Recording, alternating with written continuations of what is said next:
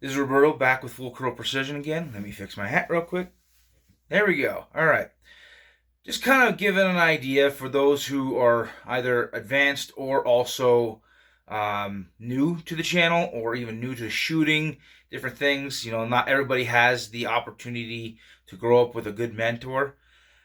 You know, some things that where I live, because I live in Southwest Montana, is to utilize different methods of shooting style. You know, oftentimes people will see videos where somebody is using a bipod on their rifle, and there's a lot of guys that use that, and I get it, and it works good. But something I have found, especially with where I live, there's a variety of distances and different options. One way I like to shoot is oftentimes kneeling and then resting on a fence post. I have found that to be very, very useful. Uh, and typically, I won't shoot with that style past like 300. And the reason why is because it's not the most stable, but it's pretty stable. Things like utilizing like a hay bale as a rest. For me, one thing I like to utilize are my shooting sticks. Now, for reference, I'm 6 foot, so this is just about as tall as me. These are about maybe 5'6" to 5'8". So, you know, they're not much shorter than me. But what nice is about these is that they're collapsible. So I can adjust these according to my height. Bog makes these. These are really good. I've had great success with them. I have two sets, one for myself and one for my wife. But the nice part about them is because they act as a rest, and I'll just kind of demonstrate. And yes, my rifle is indeed empty, and I'll show that right now. Yeah, empty rifle, always an empty rifle. I never keep it loaded. So when I'm shooting, I will set my sticks and I utilize and I rest. This is oftentimes helpful. I've shot a lot of deer in this method. I've shot my elk like this. And I've taken shots with this out to 250 yards. It feels good. And so I feel like if I'm going to carry gear and I'm trying to be conscious of my weight, I'm going to be less worried about having a slightly heavier barrel than I am adding a bunch of gear. A lightweight rifle isn't a lightweight rifle unless it stays a lightweight rifle. And the best way to do that is not to have a ton of garbage. What's nice is about a style that's similar to this or anything else, simplicity kind of makes the big difference. This scope isn't very heavy. And I have a good solid leather sling. I prefer that over synthetics because it doesn't stretch as much. I utilize this. This is not only an extra ammo case, but it's also a cheek riser. This is made by Beartooth Products. They're made in Montana. Here's a good muzzle brake. This reduces this thing down to feeling like shooting something similar to like a 5.56 or 204 Ruger. Something in there, so it makes it lightweight. But what I also like about having these sticks as opposed to having a bipod is their flexibility. So I can also walk with these. So I can always have them deployed. So I can have my rifle, here we go, put my rifle on my shoulder, and I can walk with these out. I'll have my harness, I don't have it on right now, but my harness will sit right here, and I can utilize this so it doesn't take anything extra. And because they're always in my hand, they can act as a walking stick in case I'm going through some rough terrain where it's very uneven and loose rock. It helps with a little bit of stability. I can put a little weight on it. The other thing, too, I like to do is to utilize my binocs. And so I'll take them out, and these will also double as a rest for looking at longer ranges. So if I'm trying to put some eyes on, let's say I notice something out in the distance, and it could be out there a half a mile or further, instead of sitting there bouncing around, you're trying to get an idea, you might be able to be steady. but you're much more steady on a set of sticks. So you extend them in front of you, plant them, and then you can rest it on your hand and you can look through. And it makes it a lot more stable at longer viewing. So you can not only see your game, you can get a better idea. Is that a pronghorn, a whitetail, a mule deer, an elk? Is that a cow? Is that a bull? Is it a buck or is it a doe? Could it be a fawn? And okay, if let's say you're looking for mule deer. Okay, that's a mule deer. Great. By being more stable, you're able to read the animal better. And so I like having sticks because it allows me to utilize it as a rest not only for my rifle, but also a rest for my binoculars, but also as an extra walking stick. And the other thing too is I don't always need these for this. So I could, let's say I'm walking through, there could be a field off to one side and I have river bottom along the other side.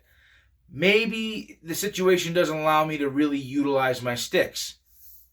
I can easily set them down and I can freehand. That's a nice feature. So I'm trying to always think of my capabilities. And again, I don't shoot past 400 yards at current with this rifle. I have the ability to get in closer, so I do. And I'm not trying to knock any guys who are ultra long range guys, but you know, here's the other side of it too. Typically, the guys who are really long range shooters are also the guys that can call bull elk into 15 yards with their bow. So there's that. So, but as I said, I'm looking to balance out my equipment. I do keep a backpack with me, so I have like some knives, some water, the ability to pack out my animal, some drag straps, so I can do that. You know, an extra pair of socks in case my feet get wet, I get sweaty, whatever. You know, basic little first aid kit, things like that. And it's usually a day pack. I don't have a bunch of stuff. But I have found that I will prefer this. If I'm going to ever use a bipod, it's going to be because I'm in a space like a field, like an agricultural field, and it's going to be fairly flat. My backpack stacks about as high as a 9-inch set of bipods. I don't feel the need to have bipods. It adds weight to the rifle. They oftentimes dig in your back, because that's the other thing too. When you're walking, you have this thing on your back. Do you really want an extra piece of metal digging into your shoulder? And I know somebody's going to say, well, just put it in your pack. Yeah, but the thing is, growing up where I did, I learned a very valuable lesson. The guys that did that oftentimes missed most opportunities. Hunt your way in and hunt your way out. Don't be in such an all-fire hurry to be to that spot over there that you just get in this mode and you just blow through a zone. That could you could blow out the trophy bull of a lifetime 100 yards from your truck. Or that monster whitetail or that monster mule deer or pronghorn. They could be right there. It has happened. Many of men have shot trophy quality animals within a few hundred yards of the parking area. It's happened. So I would rather have my backpack and have this here, have it seat comfortably, like it's not sliding off my shoulder. I'm moving around. Yeah, it moves, but it's not sliding off. And I'd rather have my rifle available than to be so focused on a destination that I forget to hunt in front of my own nose. That's a good way to lose opportunities. So I have found if I use this, it's an assistant, it works and it works well. And I would rather have this than a bipod, especially for my application. And like I've said, I've taken several deer with this. My wife has. It helps her. She doesn't have the best of shoulders. So having the ability to take your sticks, take this off, and again, resting the rifle in a good position. You know, I can rest like this, so I can position myself just like that. It allows me for quick access. Again, you can see that I'm cycling this. There's no ammunition in it. But look at this. And so, even with a long action, you notice it doesn't hit my face. So here's the other thing too. If you are new and you're trying to decide on a cartridge, there's going to be some guys that are absolutely dead set on having a short action. If the rifle is built well, which most are, and you learn to keep your face in the proper position, and you move your scope back. So you see this? I don't have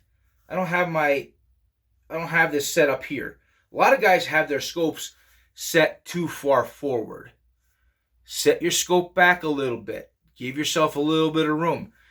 When you go into the store and you'll get a scope mounted on your rifle, a lot of times guys are only wearing a shirt like this or a thin coat. But the reality is when you're out hunting, you're going to most of the time have thicker layers. So you need to consider that. It may be comfortable with you when you're at 75 or 80 degrees in a store or whatever temperature, room temperature. But when you start adding clothing onto it, it needs to be set to your eye relief better. So set it back a little bit. Give yourself a comfort zone. And remember, I'm staying in the scope. I'm not hitting myself no matter how much I do it. So come back, click, click, click, click, click, click. So you can do this pretty easy. And again, to anyone saying, well, I'd take a Tico or Bergara, this is just as smooth to me. I have nothing but good success with these. The guys who say they suck, I'm like, you either, can it happen to get a bad rifle? Sure, it happens. But typically, for the most part, these are good. I've had great success with the Bergaras, the CVAs. A lot of guys have had great success with Tikka. So by all means, go with them. They're really good. But you don't need to spend an absolute boatload of money in order to get a good rifle. Just remember, there's a difference. There's rifles for investment. So when you get into your fancier, like a Winchester Super Grade, or some sort of Browning Medallion type rifle, or anything that's going to be in that more classy, those are really good rifles and they shoot really well, but they're typically utilized as more of a collector's piece. If you want something that you can use and not feel bad about dragging through the brush, you're not worried about the finish, you're going to have a hard time with this, passing this. This is Cerakoting. It's not just bluing.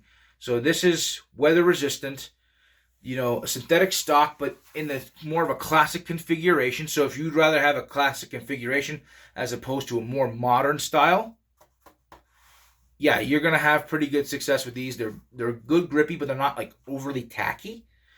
I have found that I've had really good feeding, no issues whatsoever. So yeah, that's what I do. It's another equipment review. But I like using shooting sticks. I have found that for my style of hunting and everything I do, all factors considered, again, I can use it as a walking stick, as an extra guide. I can also, let's say I'm going through snow, I can use these to even kind of figure out how deep, if there's a hole right next to me. I can utilize them, again, for the rifle, obviously. But you can also utilize them for your binoculars or a rangefinder, which I do have a rangefinder, but that's put away in my rifle case and it doesn't really matter. But the same thing, if you got your rangefinder, you can rest it right here because it's one thing to be only range at a couple hundred yards. But if you're trying to get a good range out to like 700, 800, 1,000 yards, because you're trying to see where that animal is and then get an idea how to position yourself, it gets harder the further out it is because you got more movement, right? So it's easier to rest on something solid and be able to get a good read. So if you're considering an option, whether you should go with this bipod or that bipod, you should also consider a good set of sticks. You really need to. Because I'm going to tell you right now, these are as heavy as a good set of bipods. These are aluminum. They do really well. They're lightweight. They're collapsible, so you can fit these in a pack. So yeah, you got these sections. So here's the thing too. There are different sizes. So you can get some that are only 3 to 4 feet tall. It all depends on what you're looking to do. For us, we hunt around alfalfa fields, wheat fields, around a lot of agricultural area, on these valley hills that start getting into the foothills of the mountains. So you get a good variety of terrain. So you can go from having 1,500 yards of flat open wide to now you get only a max of 150 to 200 yards of shooting to get in the thickets where you're fortunate to see even 75 yards in front of you. So you want to factor all those things, which is also why when it comes to my binoculars, I only use an 8x42. It allows me to see out in those opens, to see exactly what kind of animal it is, whether it's a buck or a doe. But it also isn't so big that if something pops out at 50 yards and it doesn't see me, so let's say you and I are hunting together, and we walk by and there's an elk or a deer or whatever pops out, it doesn't know we're there. I can at least take these out and get a good look at them without them being blurry or right up in your face. So that's why I like them. They're a good balance, but they're also not heavy. That's the thing you need to also consider is weight. Add all those factors into consideration. You can get too much weight, too much gear, and then it just becomes a chore. Because it's one thing to hike with your gear, and then once you shoot something, now you have to take out your gear and the animal. So you need to take in more consideration than just what somebody else recommends. Try some things. If you want to go with a bipod on your rifle, go for it. If you want to carry a tripod shooting setup, go for it. But you're probably going to hate it after a while because they get big and bulky. These aren't big and bulky, and these you don't have to keep in your backpack. So that's my additional gear review for tonight. Please like, subscribe, share, comment. If you have something else or you have questions, by all means ask. But I'm going to tell you this, I've had really good success being able to shoot out the 300 yards easily with these. And, utilizing this, I've never had an issue even stretching out to 400 and being ethical with it. So be honest, shoot straight, be safe. At the end of the day, though, remember, it's not the cartridge, it's you. You are the shooter. It is your job to place that bullet and select the bullet that's going to do the job and do the job well. We'll talk to you later, and appreciate you tuning in and supporting me.